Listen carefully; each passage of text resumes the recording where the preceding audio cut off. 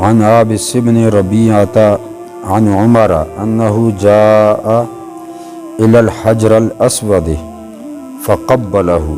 حضرت عابس بن ربیعہ رضی اللہ تعالی عنہ روایت کرتے ہیں، آپ فرماتے ہیں کہ حضرت سیدنا فاروق اعظم رضی اللہ تعالی عنہ آپ حجر اسود کے پاس آئے اور اس کو بوسہ دیا۔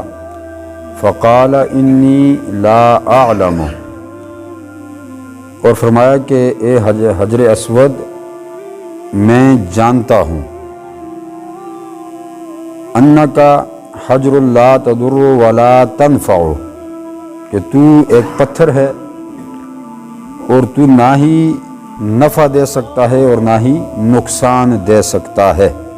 یعنی حضرت فاروق اعظم رضی اللہ تعالی عنہ نے حجر اسود کو بوسہ دیتے ہوئے یہ فرمایا کہ اے حجر اسود میں جانتا ہوں تو ایک پتھر ہے اور تو نفع بھی نہیں دے سکتا اور تو نقصان بھی نہیں دے سکتا۔ تو ظاہری سی بات ہے، نفع نقصان جو ہے وہ اللہ تبارک و تعالی کی قدرت سے ہے، اس کی مرضی اور منشا سے ہے، کوئی کسی کو نفع نقصان نہیں دے سکتا۔ یہ تو پتھر کی بات ہو رہی ہے، انسان بھی اگر کسی کو نفع یا نقصان دینا چاہے تو بذات خود نہ کوئی انسان کسی دوسرے کو نقصان دے سکتا ہے نہ فائدہ دے سکتا ہے۔ یہ اللہ تبارک و تعالی کی طرف سے ہوتا ہے، اللہ ہی نفع دینے والا ہے اور اللہ ہی نقصان دینے والا ہے۔ یعنی کہ اگر کوئی انسان بھی کسی کو نفع یا نقصان دیتا ہے تو اس میں بھی اللہ تبارک و تعالی کی مرضی اور منشا شامل ہوتی ہے۔ بذات خود انسان کچھ نہیں کر سکتا، پتھر بھی کچھ نہیں کر سکتا، بلکہ کائنات کی کوئی بھی شے ہے وہ کسی کو نقصان نہیں دے سکتی جب تک اللہ تبارک و تعالی کو منظور نہ ہو۔ تو حجر اسود کو سیدنا فاروق اعظم رضی اللہ تعالیٰ عنہ نے مخاطب کر کے یہ کہا۔ اب اس سے یہ دیکھیں اگلے جملے بڑے قابل غور ہیں، فرمایا وَلَوْلَا أَنِّي رَأَيْتُ النَّبِيَّ صلی اللہ علیہ وسلم يُقَبِّلُكَ مَا قَبَّلَتَكَ، فرمایا کہ اگر میں نے حضور اکرم صلی اللہ علیہ وسلم کو تجھے بوسہ دیتے ہوئے نہ دیکھا ہوتا، یعنی میں نے اپنے آقا کو یہ نہ دیکھا ہوتا کہ حضور تجھے بوسہ دے رہے ہیں تو میں کبھی بھی تجھے بوسہ نہ دیتا۔ اب یہ بڑی قابل غور بات ہے، اس بات کو آپ سمجھیں کہ صحابہ اکرام، یہ صرف فاروق اعظم کی بات ہو رہی ہے اور صرف فاروق اعظم نہیں بلکہ تمام صحابہ اکرام وہی کام کرتے تھے جو حضور اکرم صلی اللہ علیہ وسلم نے کیا ہے۔ یعنی وہ دیکھتے تھے کہ ہمارے آقا نے کون سا کام کیا ہے اور کون سا کام نہیں کیا، یعنی کہ حجر اسود کو جو بوسہ دیا اس کو بھی مخاطب کر کے فاروق اعظم نے یہ اعلان ببانگ دہل یہ اعلان کر دیا، مجمع میں کر دیا، سب کے سامنے یہ اعلان کر دیا کہ میں تجھے اس لیے چوم رہا ہوں، اس لیے بوسہ دے رہا ہوں کہ تجھے سرور کائنات نے چوما ہے، تجھے اللہ کے حبیب نے بوسہ دیا ہے، اس لیے میں تجھے بوسہ دے رہا ہوں، اور اگر حضور نے تجھے بوسہ نہ دیا ہوتا تو میں عمر تجھے کبھی بھی بوسہ نہ دیتا۔ اب یہ اعلان کرنے کی ضرورت کیا تھی؟ ضرورت اس لیے تھی کہ اس وقت لوگ نئے نئے بھی مسلمان ہو رہے تھے، اسلام میں داخل ہو رہے تھے، تو ظاہر سی بات ہے وہ اسلام سے پہلے پتھروں کو چومتے تھے، بتوں کی پوجا کرتے تھے۔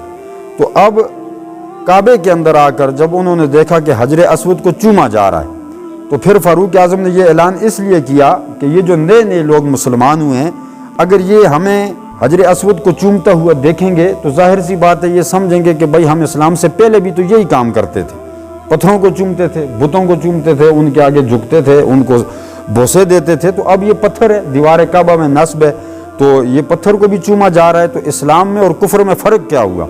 تو اس لیے فرق کرنے کے لیے مجمع میں یہ اعلان کر دیا گیا کہ یہ ایک پتھر ہے، نہ ہی یہ نفع دیتا ہے نہ نقصان دیتا ہے، اور چونکہ وہ لوگ جو اسلام لانے سے پہلے بتوں کو چومتے تھے، بوسہ دیتے تھے، ان کے آگے جھکتے تھے، ان کا عقیدہ یہ تھا کہ یہ بت ہمیں ہمارے نفع کے بھی مالک ہیں اور ہمارے نقصان کے بھی مالک ہیں، تو اس لیے حضرت فاروق اعظم نے اس بات کی نفی فرما دی کہ تم لوگ بتوں کو چومتے تھے اس عقیدے سے کہ وہ تمہیں نفع اور نقصان دیتے ہیں، مگر ہم حجر اسود کو اس لیے نہیں چوم رہے کہ یہ ہمیں نفع اور نقصان دے رہا ہے، بلکہ اس لیے چوم رہے ہیں کہ اس کو ہمارے آقا نے چوما ہے، ہمارے مصطفیٰ نے چوما ہے، اس لیے ہم اس کو بوسہ دے رہے ہیں۔ اور ترمذی شریف کے اندر روایت ہے، حضور اکرم صلی اللہ علیہ وسلم نے ارشاد فرمایا کہ یہ جو حجر اسود ہے نا، یہ جنتی پتھر ہے، جنت سے اس کو لایا گیا اور یہ دودھ سے زیادہ سفید تھا.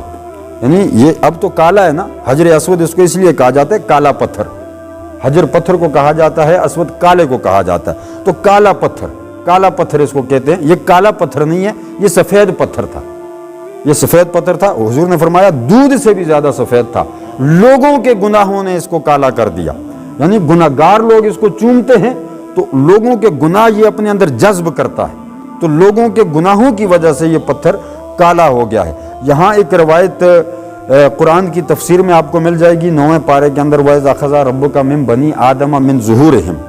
اس کی تفسیر میں ایک روایت ملے گی، اور اسی بخاری شریف کی شرح آپ پڑھیں نا، اس کی تشریح پڑھیں تو اسی روایت کے تحت اس کی شرح میں بھی یہ حدیث کوٹ کی گئی ہے. یہ آپ کو ملے گی کہ جب فاروق اعظم نے یہ اعلان کر دیا تو اس مجمع میں باقی لوگ بھی تھے اور حضرت مولا کائنات مولا علی بھی پاس کھڑے تھے. تو آپ نے فرمایا کہ عمر خاموش رہو، یہ اعلان نہ کرو کہ یہ پتھر نفع بھی دیتا ہے اور نقصان بھی دیتا ہے. یعنی فاروق اعظم نے پتھر کو یہ کہا کہ تو نفع اور نقصان نہیں دیتا، تو مولا علی نے روک کر کہہ دیا کہ یہ نفع بھی دیتا ہے اور نقصان بھی دیتا ہے. فاروق اعظم نے یعنی لوگوں کو دکھانے کے لیے اعلان کیا، اور مولا علی نے اس حجر اسود کو باقی پتھروں سے الگ کرنے کے لیے یہ اعلان کر دیا کہ یہ نفع بھی دیتا ہے اور نقصان بھی دیتا ہے. تو حضرت فاروق اعظم نے پوچھا کہ علی وہ کیسے؟ تو آپ نے فرمایا کہ قرآن کی، مولا علی نے بھی یہ آیت کوٹ کی. فرمایا یہ آیت پڑھو، وَإِذْ أَخَذَ رَبُّكَ مِن بَنِي آدَمَ مِن ظُهُورِهِمْ، کہ جب اللہ تبارک و تعالیٰ نے حضرت آدم علیہ السلام کو بنایا، پھر ان کی پشت سے تمام ان کی اولاد کو ظاہر فرمایا. ان کی اولاد صبح و قیامت تک جتنی بھی آنے والے انسان تھے ان کو ظاہر فرما کے اپنی توحید کا اقرار کروایا ان سے. جب انہوں نے اقرار کر لیا تو اس بات کو کاغذ پر نقش کر دیا گیا، لکھ دیا گیا کہ اولاد آدم نے رب کی توحید کا اعلان کر دیا ہے، اقرار کر دیا ہے. تو پھر اللہ نے اس پتھر کو بلایا، جنت سے آیا ہے نا، تو اس کی بات ہو رہی ہے، اس جگہ کی بات ہو رہی ہے جنت کی. تو پھر اللہ نے اس پتھر کو بلایا اور پھر اللہ نے اس کو 2 آنکھیں عطا فرمائیں اور زبان عطا فرمائی، اور اللہ نے فرمایا کہ اے حجر اسود، یہ اولاد آدم کو دیکھ لے، قیامت والے دن تو نے ان کے بارے میں گواہی دینی ہے کہ کون کون ہوگا جو تیرے سامنے آ کر میری توحید کا اقرار کرے گا. تو یہاں ہی ایک حدیث کوٹ کی گئی کہ حضور اکرم صلی اللہ علیہ وسلم نے فرمایا، اور مولا علی ہی روایت کرتے ہیں، حضور نے فرمایا، اور مولا علی نے وہاں فاروق اعظم سے یہ عرض کیا کہ میں نے خود یہ سنا ہے، حضور سے سنا ہے کہ حضور نے فرمایا کہ قیامت والے دن حجر اسود کو لایا جائے گا اور اس کو اللہ تبارک و تعالی آنکھیں بھی عطا فرمائے گا قیامت والے دن دوبارہ، اور اس کو زبان بھی عطا فرمائے گا. اور پھر وہاں پر یہ اللہ کی بارگاہ میں کھڑے ہو کر ان لوگوں کے حق میں گواہی دے گا جن لوگوں نے اس پتھر کے سامنے کھڑے ہو کر اللہ کی توحید کا اقرار کیا ہے.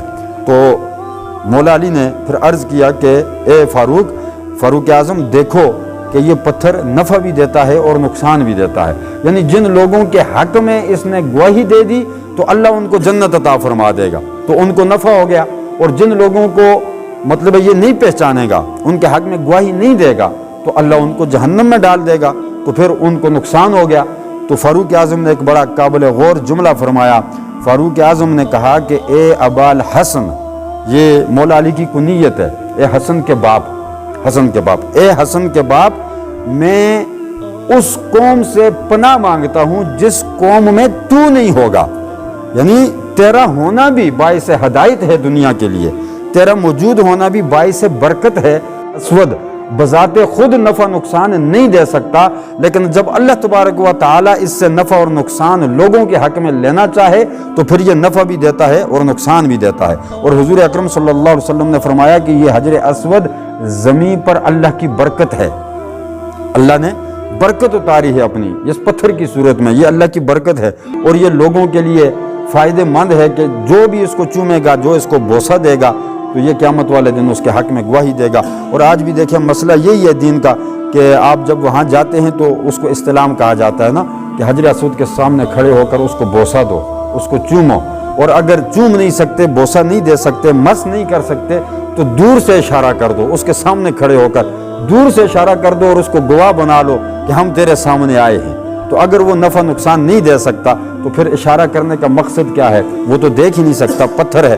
لیکن اللہ تبارک و تعالیٰ کے قانون میں کوئی نہ کوئی حکمت پوشیدہ ہوتی ہے. یہ اللہ نے قانون بنا دیا اور میرے مصطفیٰ نے قانون بنا دیا کہ اس کے سامنے آؤ، چوم سکتے ہو تو چوم لو، ہاتھ لگا سکتے ہو ہاتھ لگا لو، ہاتھ نہیں لگا سکتے تو دور سے اس کو اشارہ کر کے اللہ کی توحید کا اقرار کر لو. قیامت والے دن تمہارے اشارے کو بھی یہ سمجھ جائے گا اور قیامت والے دن یہ اللہ کی بارگاہ میں کھڑے ہو کر تمہارے حق میں گواہی دے دے گا. لیکن بذات خود ایک پتھر ہے، بذات خود نفع نقصان نہیں دے سکتا، لیکن اللہ تبارک و تعالیٰ کے جب مرضی اور منشا شامل ہو جائے تو پھر نفع اور نقصان وہ دے سکتا ہے. لیکن عقیدہ یہی بنانا چاہیے، ایمان یہی بنانا چاہیے کہ اللہ کی مرضی کے علاوہ نہ کوئی نفع دے سکتا ہے اور نہ کوئی نقصان دے سکتا ہے. ہر چیز کا خالق و مالک اللہ ہے، اسی کی قدرت سے سارا نظام دنیا کا چل رہا ہے. اللہ تبارک و تعالی ہمیں صحیح معنوں میں دین کی سمجھ عطا فرمائے. وآخر دعوانا الحمدللہ رب العالمین.